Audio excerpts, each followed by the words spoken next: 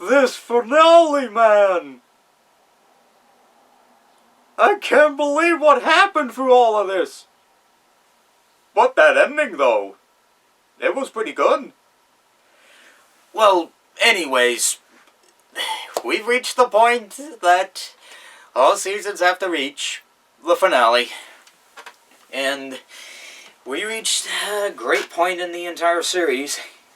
The one point where I really thought we'd never ever reach in the entire episode. The two-parter finale, which got everyone's attention.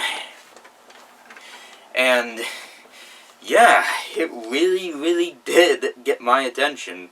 Hopefully everyone else's as well. But wow!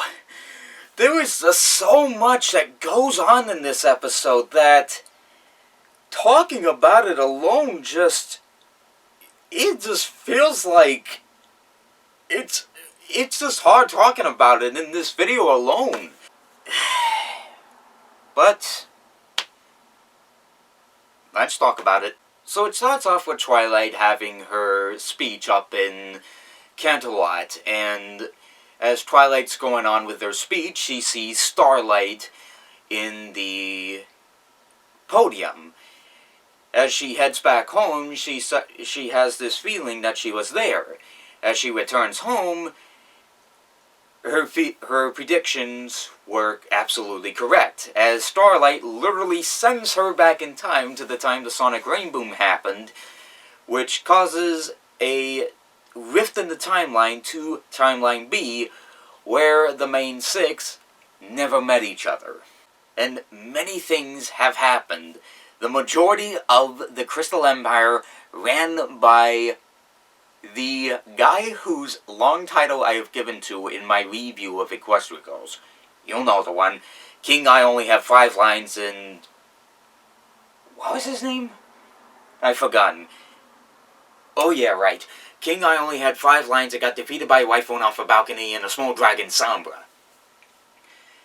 Has basically taken over the majority of the world and has, basically enslaved the world and basically has this huge as ever army.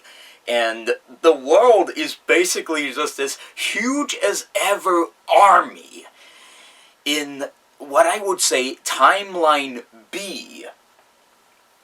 And basically you got Celestia and Luna fighting off this army.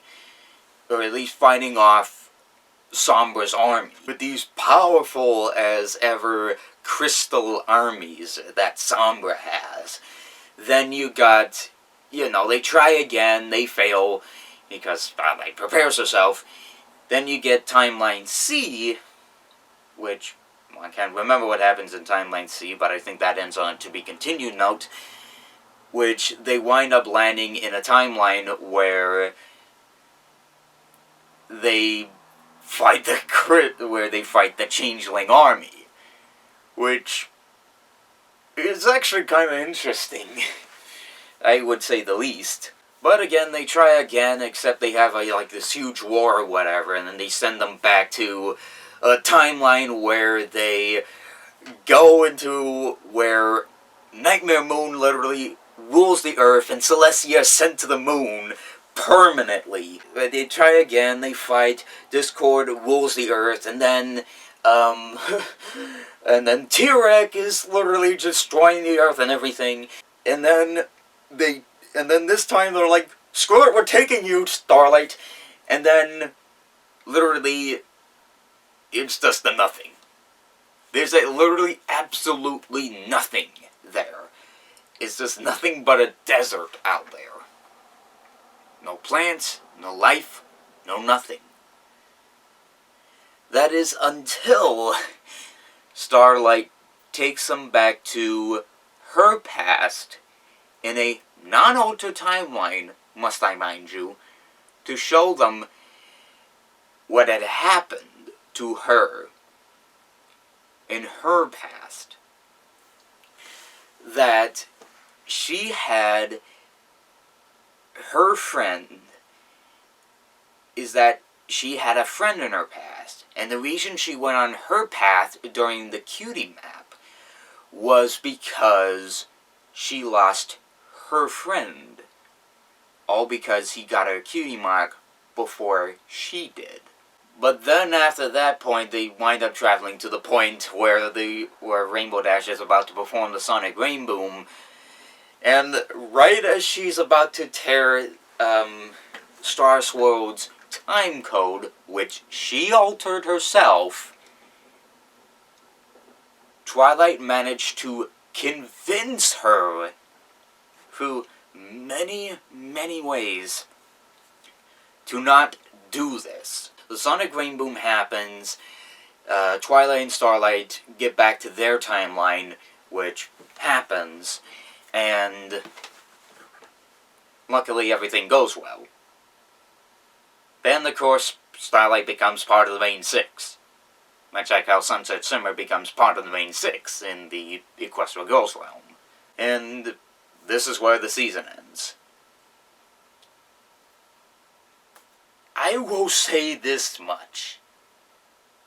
This episode is like taking all of those time-altering movies, shows, and everything, and then just adding Starlight Glimmer to the mix.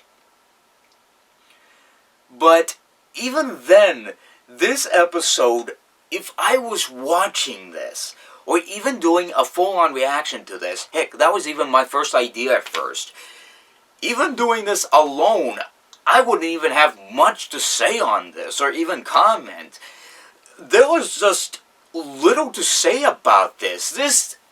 It was just too much to comment. This was mind-blowing to even say about it. But, wow. This, I mean, I will say this much, is we ended on a grand scale. Like, this is above Twilight's castle. This is literally higher than this. This is like the bigger continuation from the Cutie map. A big follow-up to the Cutie map. I will say this much. And it's been a real astonishing time following this season. I mean, we've seen Starlight Glimmer, like, in the background, like, 2 times throughout the season. We saw her in episode 13, we saw her in 22, which is, you know, Amending Fences and What About Discord. And Season 5 so far has been pretty impressive, and I cannot wait to see what they will do for Season 6. Kelly Sheridan, if I'm saying your name right, you've done a fantastic job playing Starlight Glimmer, and I can't wait to see what you do for Season 6. Wish I had a chance to meet you at Everfree, though. But, overall, is that Season 6, I really hope to see what they have for the next 2-parter. But, I think that's all I have to say about this episode, and I look forward to seeing what goes on in the next episode. But, overall, this 2-parter, though mind-blowing, a fantastic end to the season, though I didn't wish Starlight Glimmer was to be reformed, though she should have served community service at first, then she can be reformed. That's the whole purpose of having a reformed, like, character, at least in my mind. But I'm just rambling on. But that's the end of Season 5's vlogs, and hope to see you guys whenever Season 6 comes out. But if you're looking forward to some more reviews, you can go check out my other channel for the 28 Days of Christmas Marathon, starting right now on To The Ferb Guy. Check out the card right here. And, as always, I'm the Ferb Guy, and I'll see you guys for the next episode, whenever that comes on. So, later! I was kind of excited right there.